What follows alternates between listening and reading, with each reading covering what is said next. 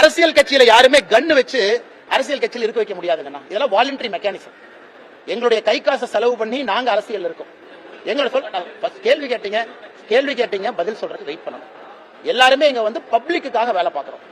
பிடித்தவரை பப்ளிக்குக்காக வேலை பார்க்க போறோம். அரசியல் கட்சியில் இருந்து இல்ல நம்ம வேற வேலை செய்யணும் அப்படின்னா அதை சமூக ஆர்வலராக சமூக இயக்கமாக மாற்றி அதே வேலையை பப்ளிக் செய்ய போறோம்.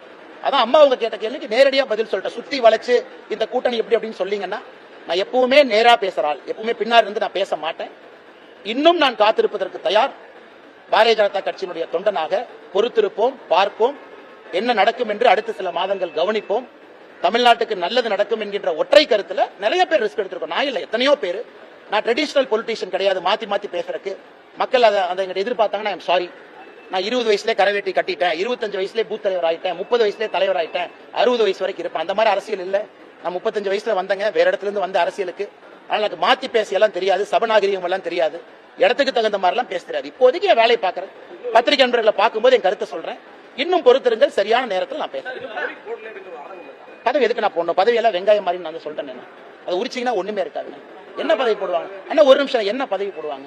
என்ன அண்ணா, எனக்கு தமிழ்நாட்டுல சுத்தமான அரசியல், நேர்மையான அரசியல். இதுக்கு என்ன பதவி வேணும்? நான் பதவியில் இருந்த பொழுதே சொன்னது பதவிங்கிறது வெங்காயம் மாதிரி தான். இன்னைக்கு அதான் சொல்ல போறேன். என்னை பொறுத்தவரை சுத்தமான நேர்மையான. ஏன்னா உங்களுக்கு காலம் போயிட்டு இருக்கு, எனக்கு காலம் போயிட்டு இருக்கு. என்ன 10 வருஷம் போனச்சா தடி வச்சுதான் நீங்கள் நான் நடக்கணும். வயது இருக்கும் பொழுது, நரம்பு சரியாக இருக்கும் பொழுது அதெல்லாம் பேச முடியும். 60 வயசு இந்த மாதிரிலாம் நான் பேசிட்டு இருக்க முடியாது. ஏன் நேரம் ஊழல் பண்ணாரு, இவங்க ஊழல் பண்ணாரு, இல்ல லாரி வச்சு ஏத்திடுவானு. அதனால இப்போதைக்கு அதை பேசுறேன். மாற்றம் நடக்கும் என்று நம்புகின்றேன். அதற்காக காத்திருப்பதற்கு தயாராகவும் இருக்கின்றேன். என்ன நடக்கும் பார்ப்போம்.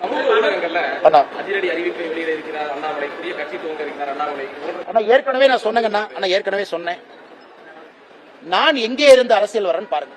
முதல் தலைமுறை, என்னுடைய குடும்பம் விவசாயி, எந்த பேக்கப்பும் இல்ல. ஒரு தனி கட்சி எல்லாம் தொடங்கி நடத்த முடியும் நினைக்கிறீங்களா? அதனால் எனக்கு என்னுடைய உயரம் தெரியும். எனக்கு பாரத பிரதமர் நரேந்திர மோடி அவர்கள் மீது நான் வைத்திருக்கக்கூடிய நம்பிக்கை இம்மி அளவு கூட குறையாது, குறையவில்லை. எப்படி பயணம் செய்ய வேண்டும் என்று எனக்கு தெரியும். ஆனால் நான் இன்னைக்கு ஒரு முதல் தலைமுறை அரசியல்வாதியாக, விவசாயியாக நான் மாற்றத்திற்காக தொடர்ந்து போராடுறேன். சில நேரம் என்னுடைய மனசாட்சிக்கு எதிராகவும் நான் பேசுறேன். மனசாட்சி ஒண்ணு சொல்லுது, வாய் ஒண்ணு சொல்றேன். காரணம் தலைவர்கள் சொல்றாங்க. தலைவர்களுக்காக, சபை மரியாதைக்காக, சபை நாகரிகத்துக்காக சில இடத்துல பேச வேண்டி இருக்கு. இருந்தும் சில விஷயத்தை பொறுத்துக் கொள்ள முடியாது. பொறுத்திருந்து பார்ப்போம், நல்லது நடக்கும்.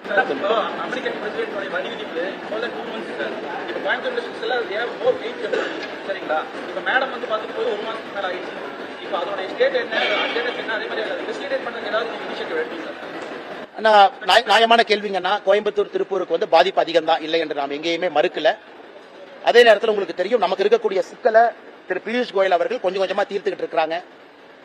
நேற்று சவுத் கொரியால இருந்து நம்முடைய அமெரிக்காவுடைய பிரதமர் பேசும்பொழுது இதே தான் சொன்னாரு. இந்தியாவோடு சுமூகமாக பேச்சுவார்த்தை நடந்து கொண்டிருக்கிறது, விரைவில் அறிவிப்பு கொடுப்போம் என்று.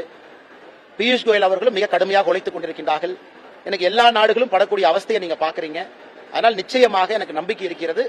ஷார்ட் டேர்ம் பெயினுங்கன்னா எல்லாத்துக்குமே நம்ம சொல்றது எளிது. இன்னும் வேலை வாய்ப்பு இன்னும் போகாத அளவுக்கு அரசு அப்படியே மேனேஜ் பண்ணிட்டு இருக்காங்க. அதனால விரைவில் ஒரு நல்ல அறிவிப்பு வரும் என்பது மத்திய அரசு, நம்முடைய நிதி அமைச்சர் அவர்கள் தொடர்ந்து சொல்லுகின்றார்கள், பியூஷ் கோயல் அவர்கள் தொடர்ந்து சொல்லுகின்றார்கள். காத்திருப்போம், பொறுத்திருப்போம்.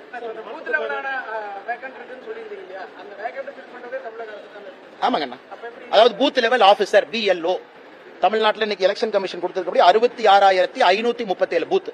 அப்ப 66,537 பூத்துக்கு அத்தனை BLO போடணும். அவங்க எல்லாம் ஒரு கவர்மெண்ட் ரேங்க்ல இருப்பாங்க. SDM குறிப்பா நம்முடைய தாசில்தாருக்கு மேல இருக்கிறவங்க, அவங்க இன்னைக்கு ஒரு சட்டமன்றத்துக்கு போடணும். அதையெல்லாம் விரைவில் செய்ய வேண்டும் என்று தேர்தல் ஆணையம் CEO சொல்லியிருக்கிறாங்க, தமிழக அரசு சொல்லியிருக்கிறாங்க. அதனால் விரைவில் செய்வார்கள் என்று நம்புவோம். செயலினா குரல் கொடுப்போம், பேசுவோம். இங்க தானே இருக்க போறோம் அண்ணா. இல்ல, அரசு அதிகாரிங்கன்னா அரசு அதிகாரியின் மீது நம்பிக்கை வைப்போம். வரக்கூடிய அரசு அதிகாரிகள் தமிழகத்தில் மிகச் சிறப்பாக பணி செய்வார்கள் என்று நம்புவோம். பொறுத்திருந்து பார்ப்போம். அண்ணா சரியான நேரத்தில் பேசுறேன். ஏன்னா நீங்க நான் சொல்லிட்டேனாவே நீங்க கவனித்துக்குவீங்க. இல்லாட்டி நான் தான் 3 பேர்த்த சேர்த்துனா அது ஒரு 4 பேர் எழுதுவான். நீங்க பசுமொன் போலி அவங்க 3 பேர் போனாங்களே பின்னாடி இருந்து ஏக்குனீங்களான்னு எழுதுவான். அதனால் என்னுடைய பொறுமைக்கும் ஒரு எல்லை தான். ஏன்னா நான் பேச ஆரம்பிச்சேன்னா பல விஷயங்கள் பேசிடுவேன். ஆனா நான் பேசக்கூடாது. அதனால் எதுக்கு இந்த கருத்தை நான் தெளிவா சொல்லிட்டேன்னா, ஊகத்திற்கு இடம் கொடுக்க வேண்டாம் என்பதற்காக சொல்லிட்டேன். நானும் எதற்கும் பொறுப்பில்லை, அதாக தானாக நடக்கிறது. அப்படி இருக்கும் பொழுது எல்லாத்துக்கும் நான் தான் காரணம் பேசுவாங்க.